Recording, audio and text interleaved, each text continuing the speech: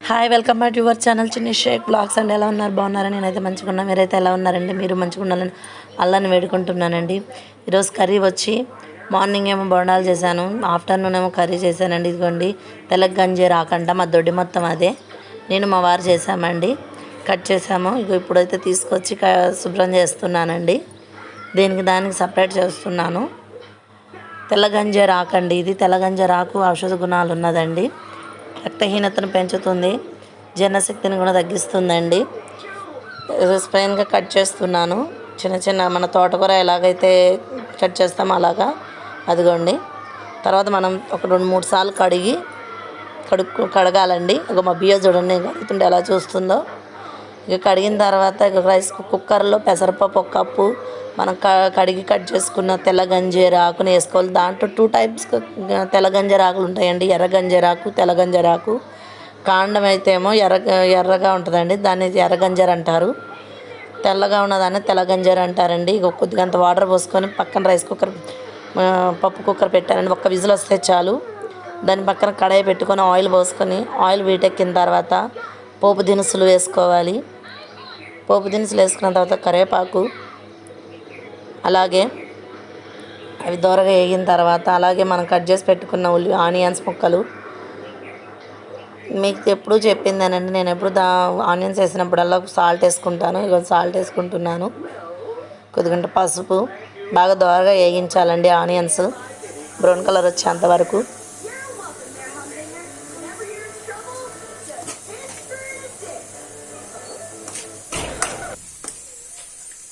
Whistle అయితే వస్తుంది, చేస్తుంది. ఒక్క విజిల్ అండి, 1 విజిల్ మాత్రమే రావాలి, ఎక్కువ రానీకండి. 1 విజిల్ వస్తే చాలు. పగడా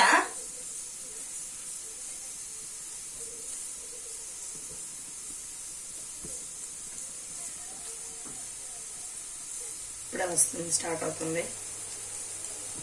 ఇలా ఈ ఆనియన్స్ కూడా బ్రౌన్ కలర్ ఇంకా వేగాలి. బ్రౌన్ కలర్లో రాలేదు ఇంకా.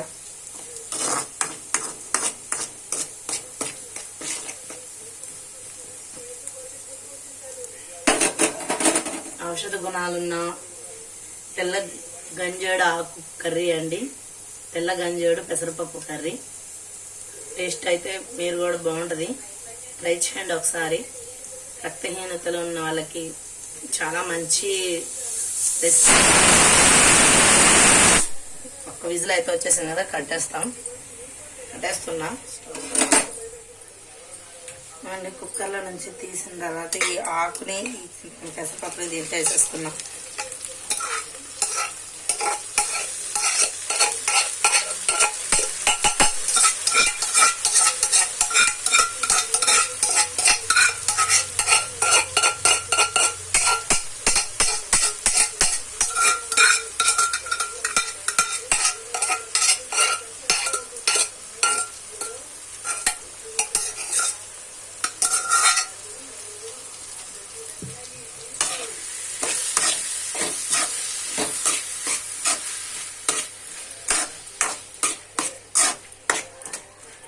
మన రైస్ కుక్కర్ సారీ అండి, ఇది మనం దాల్ కుక్కర్లో పెట్టినప్పుడు మనం ఉప్పు వేయలేదు, ఏమీ వేయలేదు, పసుపు ఉప్పు ఏమీ వేయలేదండి.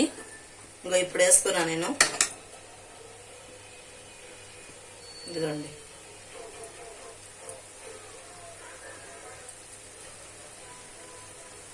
ఇది అన్నంలోకే కాదండి, చపాతీలోకి కూడా సూపర్ ఉంటుంది. మనం ఆయిల్ వేసాం కదండి, పసుపు లైట్గా వేద్దాం.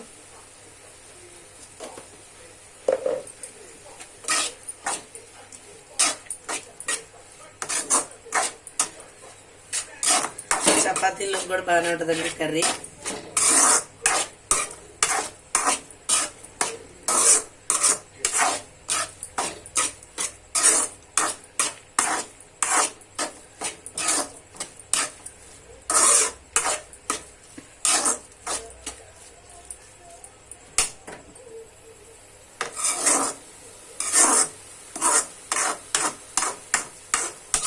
త్వరగా అయిపోద్దండి రెసిపీ.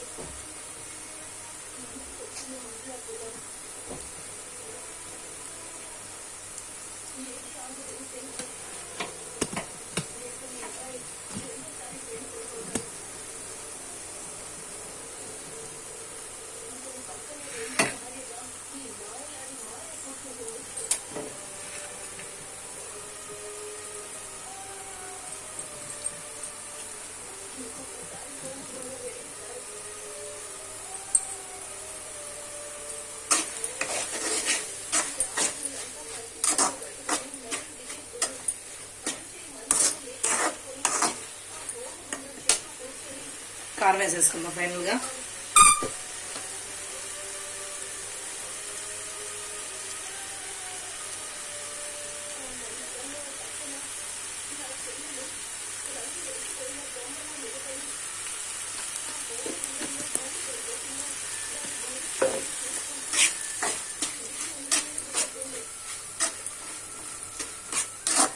లాస్ట్ వరకు స్లిప్ చేయండి, స్లిప్ చేయకుండా చూడండి, అప్పుడే మీకు అర్థమైంది తెల్ల గంజాగడాకు కర్రీ ఎలా చేయాలి అన్నది.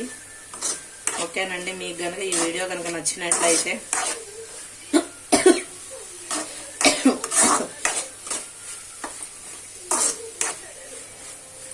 ఓకేనండి, ఫైనల్గా మీకు కారం వేసాను కదా, ఒక 5 minutes ఉంచేసేసి కట్టేయటమే, అయిపోయింది కర్రీ. ఓకేనండి, మీకు కనుక ఈ వీడియో కనుక నచ్చినట్లయితే లైక్ చేయండి, షేర్ చేయండి, సబ్స్క్రైబ్ చేసుకోవడం మాత్రం మర్చిపోకండి. పక్కన ఉన్న బెల్ ఐకాన్ మనం క్లిక్ చేయండి. ఎంతో ఔషధ గుణాలున్న తెల్ల గంజేడు ఆకు కర్రీ అండి, పెసరపప్పుతో చేసిన కర్రీ. చాలా టేస్ట్ ఉంటుంది. తింటే మాత్రం ఆరోగ్యానికి ఆరోగ్యం, చక్కగా ఉంటారు. రక్తహీనత కూడా తగ్గిద్దండి రక్తహీనత ఉన్న వాళ్ళకి. ఓకేనండి, బాయ్. లైక్ చేయండి, షేర్ చేయండి, సబ్స్క్రైబ్ చేసుకోండి. ఓకేనండి, బాయ్.